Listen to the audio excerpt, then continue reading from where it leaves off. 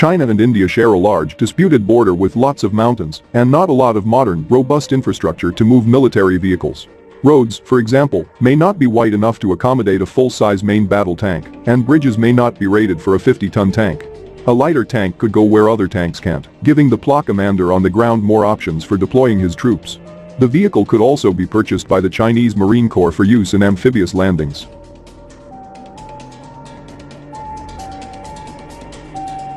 The Type 15 is a replacement for the half-century-old Type 62, a tank first fielded in 1962.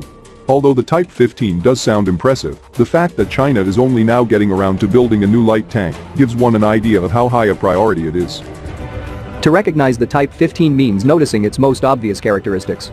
This can start by looking for 6 small road wheels on either side of the hull, whose rear compartment is larger than the front, since this is where the engine is installed. Unlike other PLA tanks, the Type 15's engine exhaust isn't located on the side of the hull, but found at the back and are recognizable as 2 small black dots and replaced in the coming years.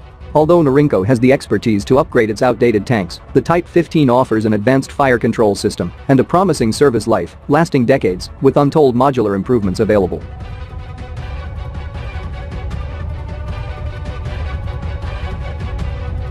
Chinese army units working in rugged, mountainous border regions are getting some new firepower now that China's new next-generation light tank has gone into service. The Type 15 tank is smaller and lighter than the existing main battle tanks of the People's Liberation Army, PLA, meaning it can traverse terrain heavier tanks can't cross.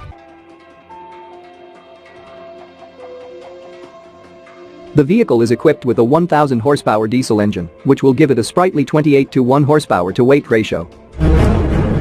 There's now a concerted effort by Chinese news agencies to showcase the PLA's technological advantages as it faces off against India in a disputed border.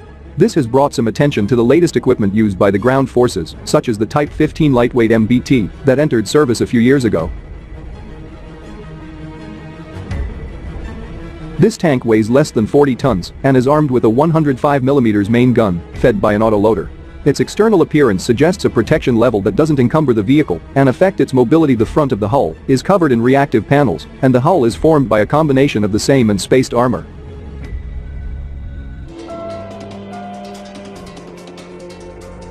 The Type 15's high ratio will be useful in mountainous regions, where it could spend a lot of time traveling uphill. Diesel engines are less affected by altitude than gasoline engines, giving them better efficiency at altitude. 1980s. The tank can fire both high-velocity armor-piercing ammunition and breech-loaded anti-tank guided missiles.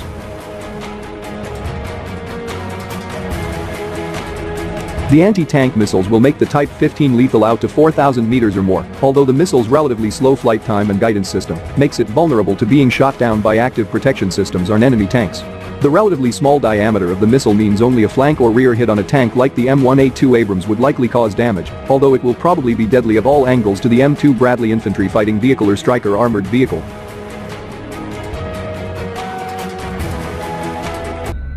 China is reportedly developing a new howitzer with a range of at least 40 kilometers, based on Type 15 tank chassis. Photographs circulating on social media show an armored vehicle armed with long-barrel artillery. Judging by the images, reports said it would be derived from China's Type 15 lightweight main battle tank. The maximum range of the 155mm howitzer is expected to be at least 40 kilometers.